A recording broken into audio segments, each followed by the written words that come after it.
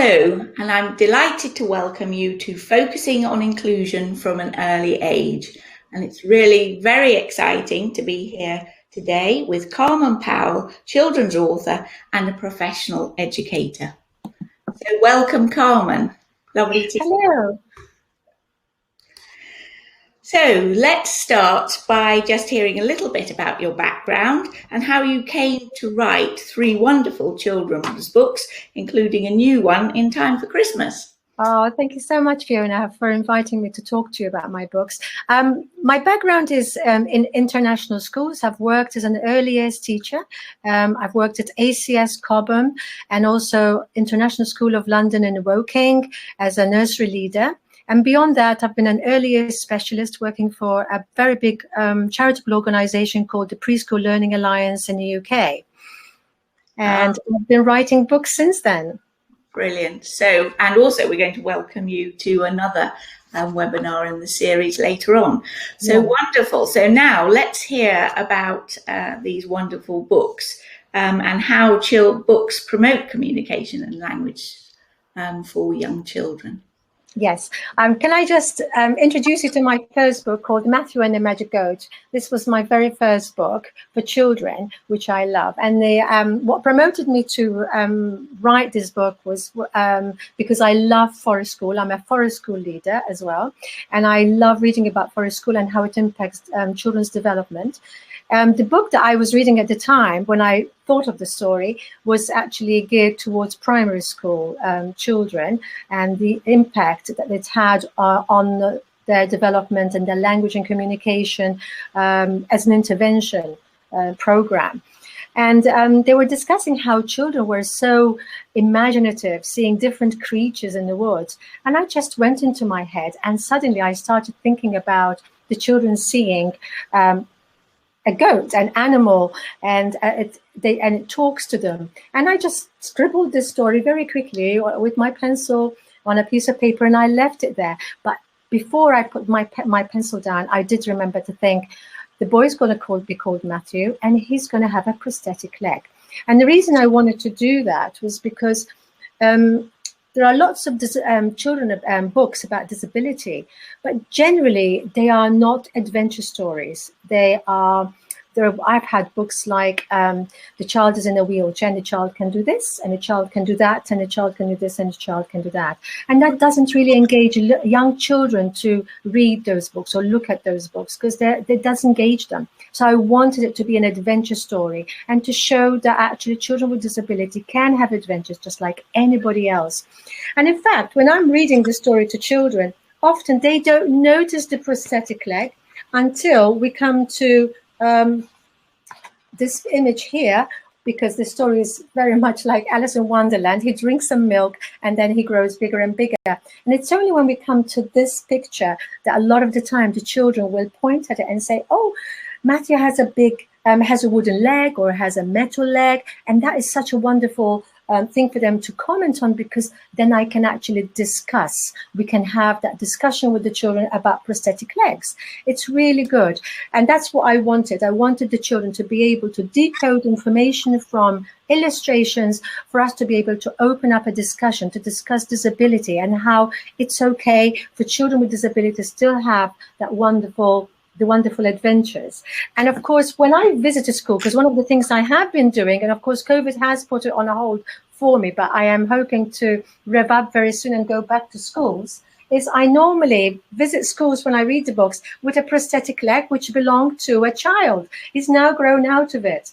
And this child has actually had an interview with the BBC because he has been recycling his prosthetic legs with Africa.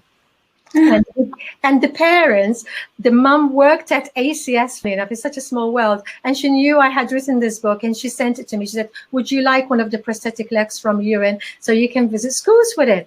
And it's so wonderful because it makes it, I normally have it in the bag. I don't show it straight away to the children. And after we discuss the prosthetic leg, Matthew's in the book, I say to them, would you like to see a real prosthetic leg? And they're like, yes, yes. And this comes out of the bag.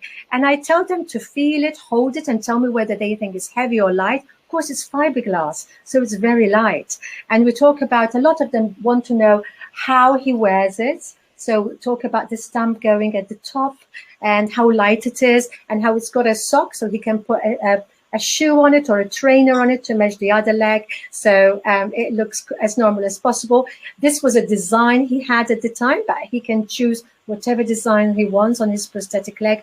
And, you know, with the children touching it and feeling it, they're not fearful anymore about something that looks different. And that is what it's all about, having these books about disability that stop the children being fearful about it, because you talk about it, you've got something real for them to touch. You know, with young children, you know, it's really lovely when you appeal to all their senses. It's not just the auditory, it's actually for them to touch and feel and smell. So this is one thing I do with them when I go visiting schools, and I'm hoping to restart that.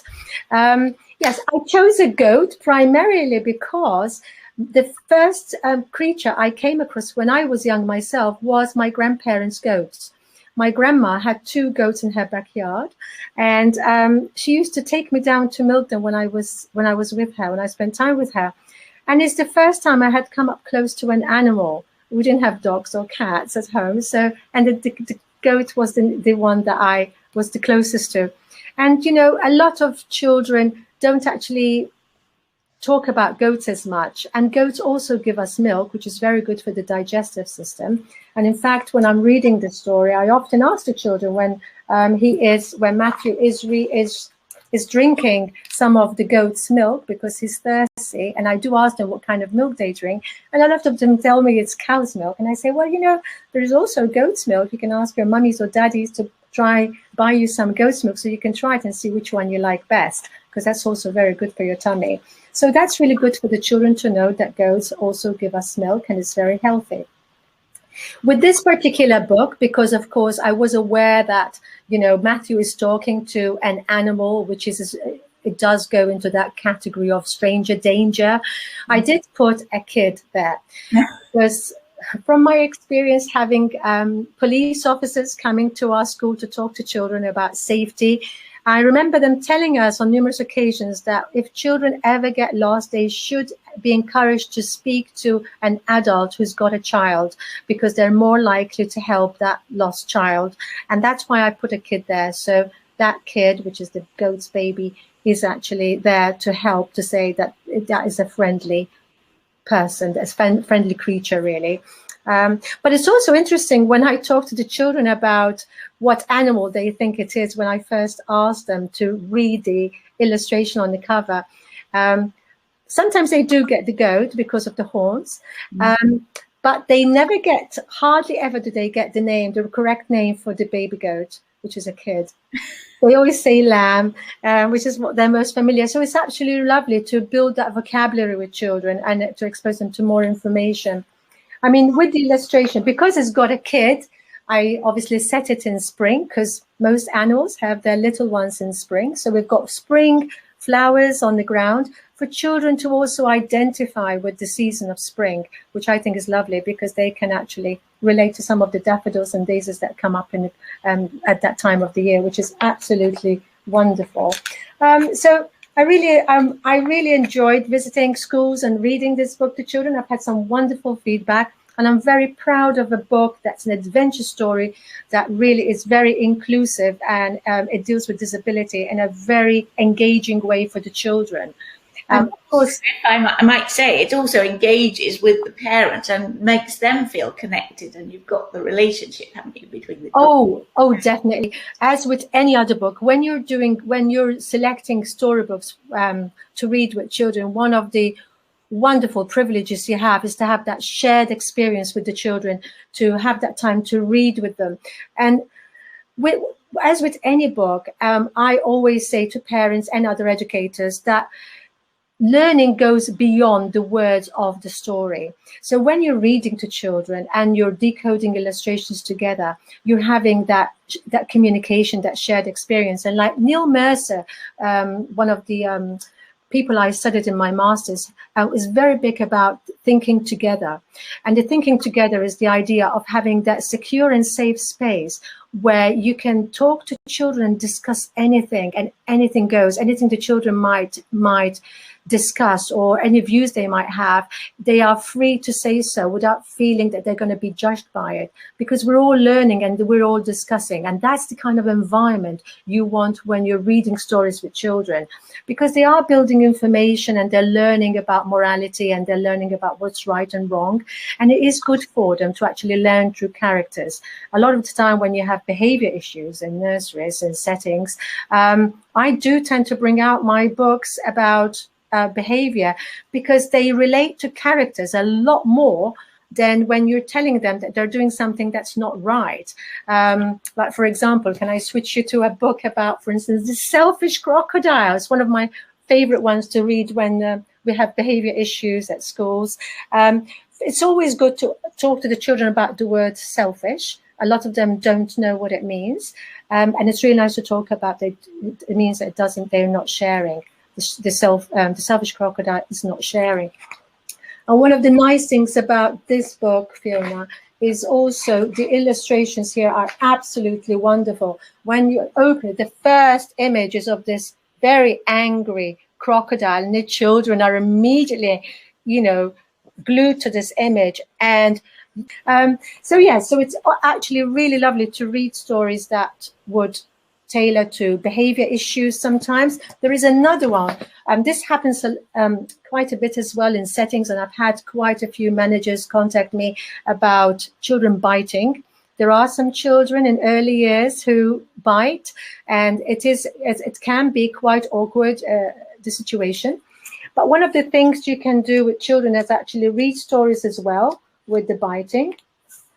And this is another image they absolutely love, because they see what's happening and you say, what's going on? So the previous image is like, Doodle spied something very good to eat. And you think, what do you think he's going to bite next? And of course, they're already looking at what he's going to go for. But in the beginning, when you first read it, you just don't know which animal. And then you see it's the elephant's bottom that he bites. And is the elephant happy about that? No, he's not. And it's absolutely lovely. I've had bandages out for children and plasters, and the children have actually reenacted this in their play, which shows then their understanding of what we were reading about. They have had little crocodiles toys, and they put bandages and plasters on them. So they say he's not going to open his mouth, it's not going to bite, which is wonderful.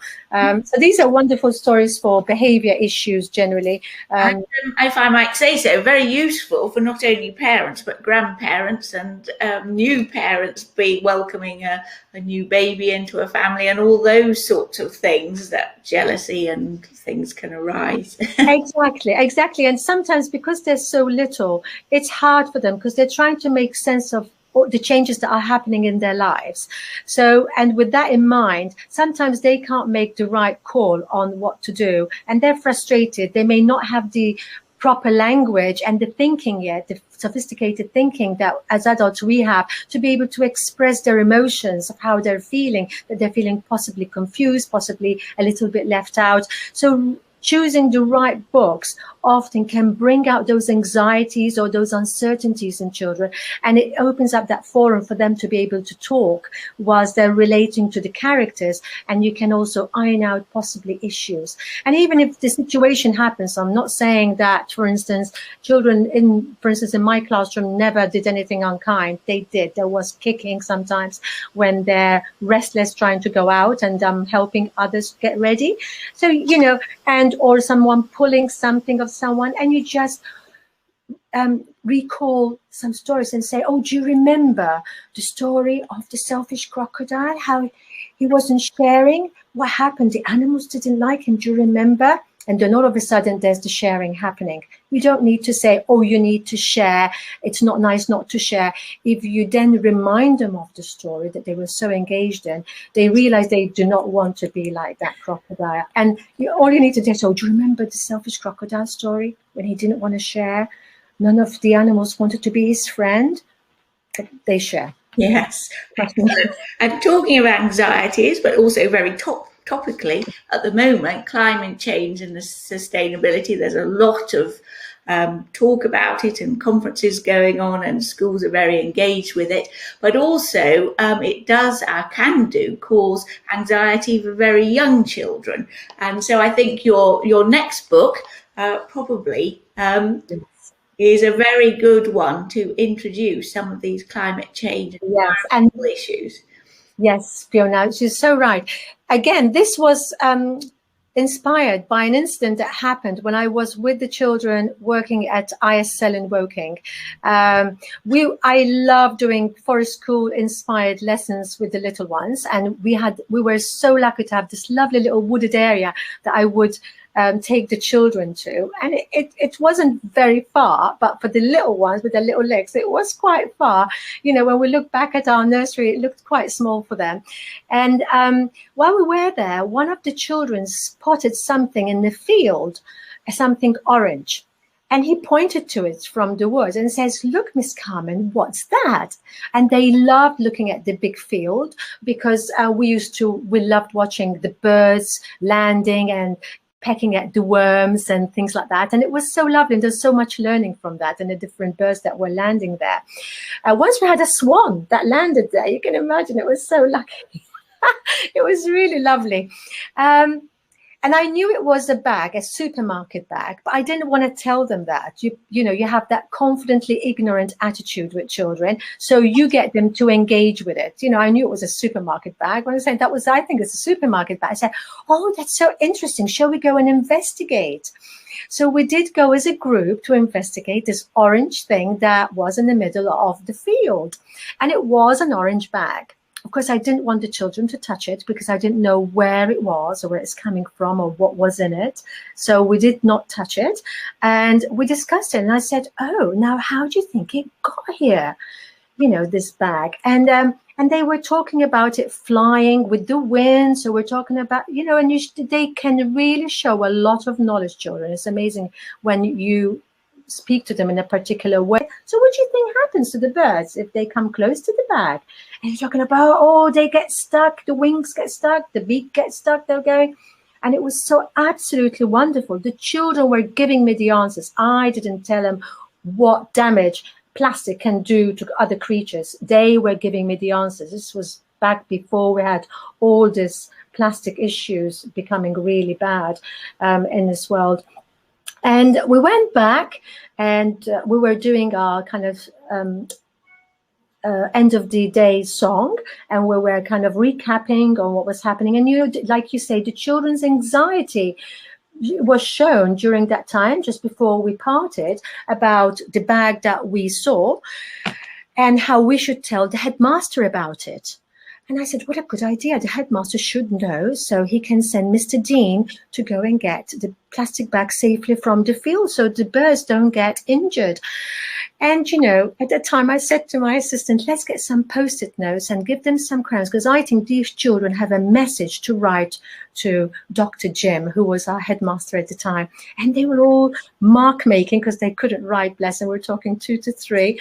And they're mark making on these little Post-it notes. And I thought, something, let's go together to Dr. Jim's office and we'll present him with these letters, with these notes to show him that we are so concerned about the plastic bag, which we did. And it was absolutely lovely. And it was lovely because Dr. Jim did talk to the children later and told them that he got the messages because he had been busy at the time, and how thoughtful they were. And he did make sure the bag was removed so the birds did not get injured. And of course, all this escalation of plastic and the damage to sea creatures has been well documented, particularly with David Attenborough's Planet Earth. And I thought of the story based on this incident that happened years before with the plastic bag, but I set it by the sea because I wanted to discuss the sea creature element. So that's why it's Sprite and the 2 talking turtles. And I love it. And I insisted that the 2 of the turtles look like they're talking to each other there. So I said, I wonder which turtles are talking to each other. Is it the back one? Is it this one? And then they know it's these 2. So we start engaging them with the story immediately. And all my books rhyme. I've got rhyming on all the books because it's so easy for the children to tune in to stories when they're rhyming as well. So we've got 2 talking turtles traveling to sea, got stuck in the bag. What could this be? We didn't make an orange bag here. we decided to go with the purple one. And the bag's made of plastic. It was lying around. How could the turtles get home safe and sound? And then they were pushing and pulling and digging themselves in a deeper hole, which is absolutely good for the children to see. And again, then you've got the Matthew and Sprite. They're on the beach playing a game, which the children also can recall themselves possibly on a beach playing. Some children have dogs and they play with their dogs, so they also talk about how they play with the dogs at this point. It's absolutely lovely. And of course, the turtles, this is obviously a magical story because the turtles do talk in here as well.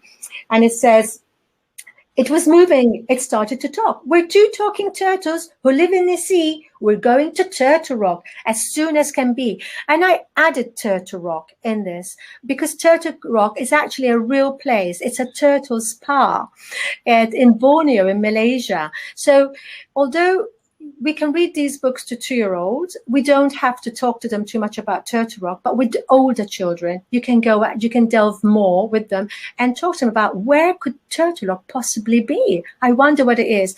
With all the internet accessibility, children can look up where Turtle Rock is, and it is in Borneo, and it is a spa for turtles where they go and they have their parasites removed by the little fish, which is really lovely. And that can fascinate a lot of children with that little bit of information. So Turtle Rock is actually a real place for turtles to go to. And of course, then they do thank them for rescuing them by doing magic and showing them all the sea creatures under the water, which is lovely. And I had some lovely feedback from one of my ex-students who has read my book, and she put it on the Austen Macaulay reviews saying, wouldn't it be nice if we could all see the sea creatures under the sea, and then see where the plastic is so we can help them? I mean, absolutely wonderful. And that's what I wanted. But this is a really nice way for educators to start a topic on caring about the environment. It's a good way, it's a good segue to start talking about it. I know a lot of schools, like you say, are now doing topics on caring for the environment, and a nice way of opening that topic is actually introducing it with a book like this to start it going, something just slow to get the children talking and discussing it, and then delve into it deeper depending on their age group. So there is a lot of differentiation that you can do with my books. And of course, sharing with the parents and grandparents when they're going on a holiday or a day trip to the beach or whatever, they can invent their own. exactly that. Yes. Great, good. Well, that's wonderful. So now we're getting to the exciting announcement of the new book. It is all about Christmas, which I think is one of your favorite times of the year. I love Christmas. No, I love children, and I love the magic of Christmas. And it's just such a special time of the year, and children really believe in Father Christmas, and it's so special. I absolutely love it. Now, the Christmas story that I got, it came about when I was working, volunteering. I wasn't working. I volunteered to help the RDA in Epsom, which is the Riding School for Disability in Epsom. I had read over the years teaching how useful and helpful horses are to children, especially those with potentially emotional upset or disability. They really become one with the creature. And with children with disabilities, so wonderful. Well, when they're on a horse, they feel like any other individual on a horse. They're doing exactly what anyone else could do. It's so empowering for them, and it's really lovely. And I wanted to see that firsthand, how it works. And I did volunteer for a short time when I had a bit of a gap in my work to do that. And I remember the yard manager, he often brought his dog with him. And one time I was following the yard manager to go and fetch a horse, and I was so novice at this, so I really could not be trusted on my own, because I didn't even have a dog of my own at the time, let alone pull a horse. But I was learning, and he had the dog with him, and he was telling me not to encourage him to chase a ball that he liked to have thrown, because he was giving me a ball, this dog, to throw so he can fetch. And he says, "Oh, try not to throw the ball, Carmen, to him, because he's got a limp today and it's best not to run." And, I just followed the yard manager and this dog. And all of a sudden I thought, just imagine if a reindeer had a problem with its limb. Oh my goodness. And I went home and I quickly scribbled the story that I have coming out this Christmas. It's actually going to be published on the 30th of November. And it is in the same series of Sprite and Matthew, where Father Christmas gets into trouble because one of the reindeers has an issue with its limb. I can only show you a couple of images from my iPad, if that's possible. I don't know if you'll be able to see it properly. It's an absolutely wonderful story. I love it. Let me see if I can get quickly to. I'm not going to read. I don't know if you can see all of it, but look at that image. Oh, wonderful! Yes. I know there's a lot of reflection. Obviously, there's a problem, and you can see the facial expressions of the reindeer going, "Oh my goodness, what's going on? We're dipping. We're trying to go high up, and we're dipping for some reason." Of course, there was a problem with one of the reindeers further down, had a problem with its limb. And of course, Sprite and Matthew come to the rescue. And there's a lovely image there where Sprite and Matthew are watching Father Christmas checking out the limb for the reindeer and seeing what's happening and whether he could carry on or not. And they're wondering how they could help. It's an absolutely magical story. And I dedicated this book to all the children who believe in the magic of Christmas. I love it. I'm really hoping it will be a storybook that will be treasured and loved by educators, parents, and children alike. It's beautiful, not just because I wrote it, but I love Christmas stories, and I stayed with the magic of Christmas Eve. It's just so happened that this one time there was this incident, and as usual, there is a lot of friendship and helping others in my stories of Matthew and Sprite, and they do help. And there are some incredibly beautiful illustrations. The illustrator who helped me illustrate my story has done such wonderful images for me to actually capture the storyline. And I discussed closely with Austin Macaulay what I wanted to capture, because they know from having published my other two books that I am very interested in children be able to tell the story through the illustrations. A lot of the children who we are reading to in early years aren't yet able to read the stories themselves, so often they recall the story, but they use the images for them to remember the storyline. And it's so important that they actually can read it through the illustration, and they are able to do that with the books. Well, that's wonderful. Well, thank you very much. I'm sure there are some very old believers in Christmas who will thoroughly enjoy that story with younger members of the family. So that's really great. Thank you. And of course, that's pulling together all the inclusion areas as well in one book. Well, thank you very much for sharing that with us. How do parents and schools get hold of your books? Well, you can buy my books online. Generally, with Austin Macaulay tend to give quite a few discounts to schools and settings if they do bulk buying. So, for instance, if I book to go somewhere, I often tell Austin Macaulay of the school, so they contact them. And then if the parents want to purchase the books through the school can buy it on their behalf. And if they buy a number of books, Austin Macaulay will give a discount, quite a good discount.